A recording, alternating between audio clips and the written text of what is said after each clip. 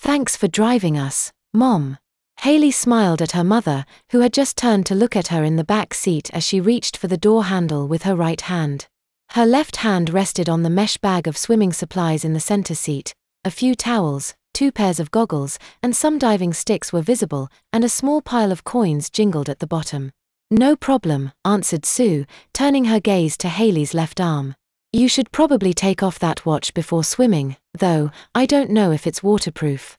Hailey and Erin both looked at the watch that the younger had given to the older for her birthday. Hailey didn't really want to take it off when she wasn't home. After all, the last time she'd done that, she'd left it behind at the restaurant. But the gift meant too much to her to risk damaging it. She'd have to take it off. And she couldn't just put it in their mesh bag.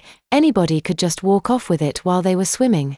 Could you hold on to it while we swim, Mom? She asked, beginning to unfasten it from her wrist. Of course, her mother replied, taking the watch and putting it in her own purse when Hailey offered it. Anyway, I'll be back at 4 to pick you two up, okay?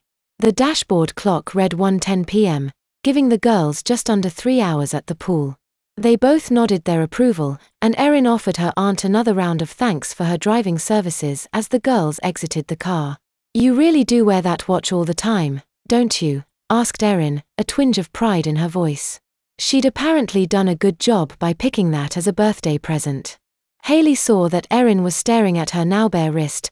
The tan line where the watch normally sat was very pronounced. I pretty much only take it off when I sleep. I really like it. You picked a good gift. Of course, Hailey realized, she probably would have liked anything Erin gave her, but a watch was especially good. It performed a useful function, and she could have it with her at all times.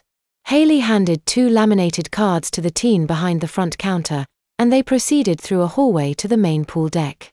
As she exited the hallway, Erin could see that the entrances to the locker rooms faced the pool on the same wall as the door she just walked through. The boys' room was to her right, and her own room was to the left. A little beyond the door to the girls' locker room, she could see what looked like the edge of a metal counter jutting out at about her belly height. A snack shop, perhaps? The hot concrete she was now standing on stretched straight to the pool. The main section of the pool was rectangular, about 3 times as wide as it was long, and ran parallel to the entry and locker building she'd just stepped out of. On the right side of the rectangle, jutting away from the building, was a square section with diving boards. Obviously, it was the deep end. Pointing towards the building on the left side of the pool was a much shallower section, full of children much younger than her. The entire setup reminded her of a very sharp letter S. The other 3 sides of the pool were surrounded by grass and a chain-link fence, with plenty of reclining pool chairs. There was significantly more grass between the fence and the edge of the concrete pool deck on the left side than any other side, and Erin was surprised to see a swing set and a simple jungle gym adorning the space, both closer to the fence than the pool. It was in this direction that they began to head, allowing Erin to confirm that the counter she'd seen did, in fact, belong to the pool's snack shop. Hailey led her to a pair of empty deck chairs, walking as close to the edge of the pool as she could in order to keep her bare feet on the cooler, wet concrete surface. Each girl pulled a towel out of the swimming bag and blanketed her chair with it in order to stake her claim on the seat. So, are you ready to swim? Asked Hailey, donning her goggles. The pool was more crowded than Erin would have preferred, full of children who, like them, were undoubtedly here to enjoy their last day of summer vacation. Still, the cold water looked very inviting as the sun beat down on her shoulders. She'd be okay. Sure, she said, pulling her own recently bought pair of goggles out of the bag. Let's go. Hailey grinned, and jumped into the middle section of the pool, just across from their chairs. Erin was more subtle with her entry into the pool. She climbed in gracefully, nearly shivering as the water enveloped her body from the legs up, eventually stopping a little above her belly. The edge between dry and wet skin always felt the coldest to her, so to alleviate that, she elected to do as Hailey had done and immerse her whole body. She resurfaced quickly and shook her head to get the excess water off her face, then looked around for Hailey, who was now a few yards away from her. The 2 girls spent the better part of 20 minutes chasing each other around in the middle section of the pool, playing with each other what seemed to be an improvised game of tag. After a little while, though, Erin began to slow down a little bit. Hailey noticed and swam back to her, and Erin leaned over to her ear to offer an explanation. I think I'd better visit the toilet, Erin whispered. Would you like me to come with you? Asked Hayley. No, that's okay, admitted Erin. I might be a while. Oh, did you just now get the need to? Yeah. I'd better take care of it now. Well, hurry, then. Don't let me hold you up. Truthfully, Erin decided she could probably hold it a bit longer. But, as little as she liked having accidents in general, she really didn't want to have an accident in these circumstances. 100 people would be able to see an accident that her swimsuit would stand no chance of hiding the bulge from. She also knew this one would likely be particularly messy. Although she'd quickly gotten over her sickness, there'd apparently been a lingering effect on her stool. She hadn't had any more accidents, but it was still generally more difficult to wipe up after than she cared for. But even without those reasons, she simply couldn't bear the thought of making her swimsuit messy again.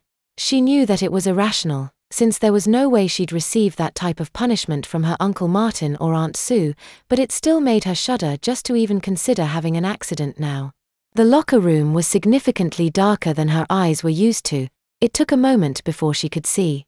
She didn't care for the room at all. The cinder block walls, concrete floor, and exposed piping in the ceiling overhead all combined with the relatively poor lighting to create a dungeon-like effect. Surprisingly, with as crowded as the pool was, the locker room was relatively empty.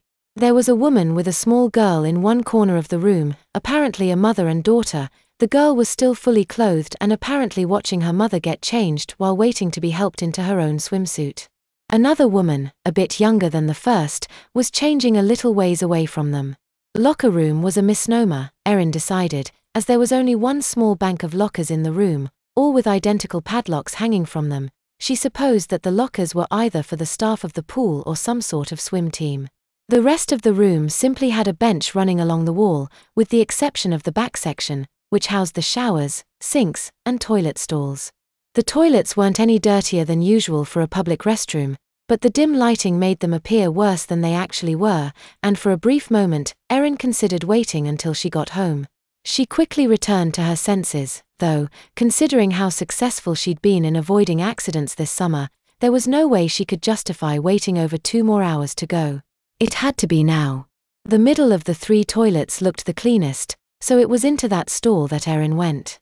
She shut the door, pulled down her swimsuit, and sat on the seat, grimacing as the pool water that had been clinging to her skin lubricated the seat, making it feel like she could slide around at any minute if she wasn't careful. It was the same feeling as when she tried to use the toilet immediately after taking a shower. No matter how carefully she dried her bottom off before sitting, there always seemed to be a little water left on it to make the seat slippery. She wasn't looking forward to having to handle the toilet paper with clammy hands. Her body relaxed, bringing forth both urine and a burst of loud flatulence that echoed mightily off of the smooth walls. Erin heard a giggle from the young girl, and blushed as she heard the girl's mother shush her. By the time Erin finished her bowel movement, the locker room had become significantly more crowded. She could hear many voices now, and several people successively had used the toilet on either side of her.